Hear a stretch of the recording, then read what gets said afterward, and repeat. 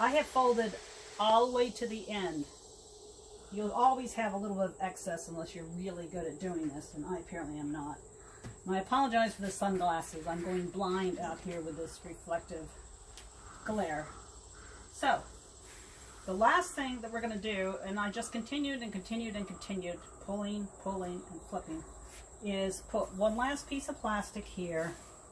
And again, if you want the pattern, you need to have a barrier of some sort. So, I actually have this 18-inch one.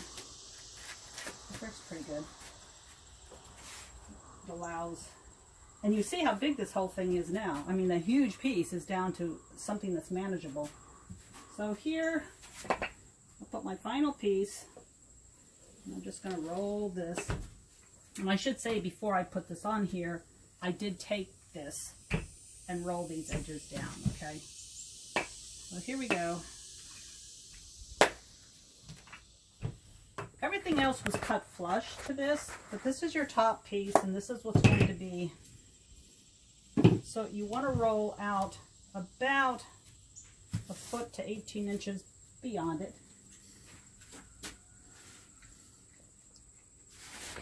I've done something with my...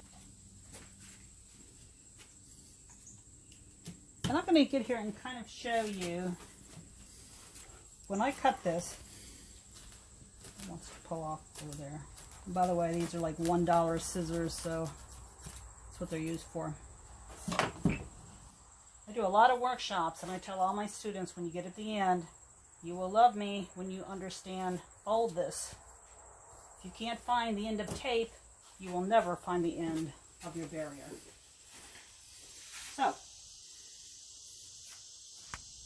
make sure it's all flat. Okay, here we get into the bundling process, and this is more of a folding video to show you how to fold it. But when we bundle this, we're going to do what you would anywhere else. You're going to put some weights on here. And I probably should have done it the other way so you could see. I can still do that. Hang on a minute. Everyone loves story. For those following the story of Tuppence, here she is keeping me company with a watchful eye. Okay, so here I'm going to use my wooden dowel. I'm going to pick this up, and I will tell you, you need something heavy on it. I'm going to pull and roll, pull and roll.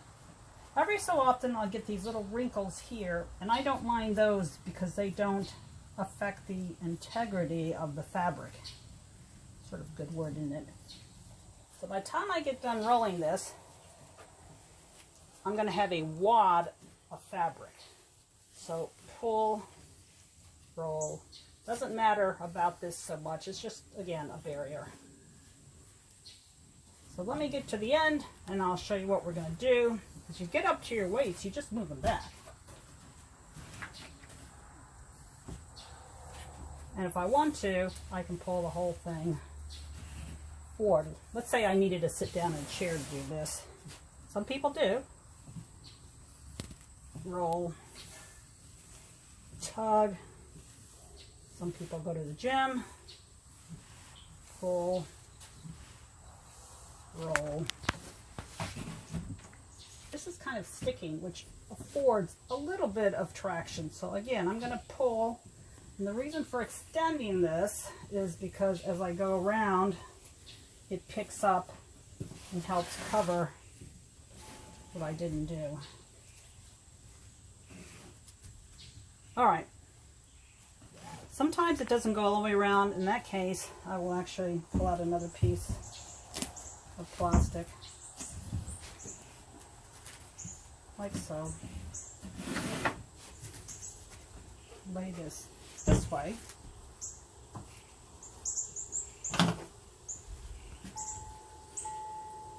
Cut.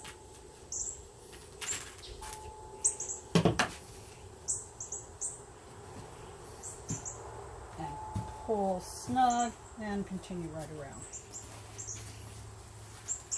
So, there we go. Almost looks like, and it's heavy. It's got to be 6 pounds. It's more than one of those 5-pound weights. So, okay. So this is wrapped. I use 2 rubber bands on the ends just to hold it down. I just make like a surgeon's knot here at the end. Do it again.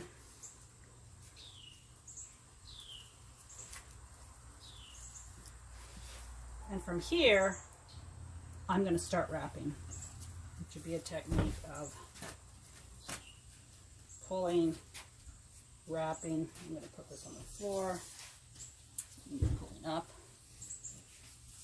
I want to make sure, if you read any of my blogs, you'll know that one of the keys to eco-printing is pressure. So you've got to make sure that there is contact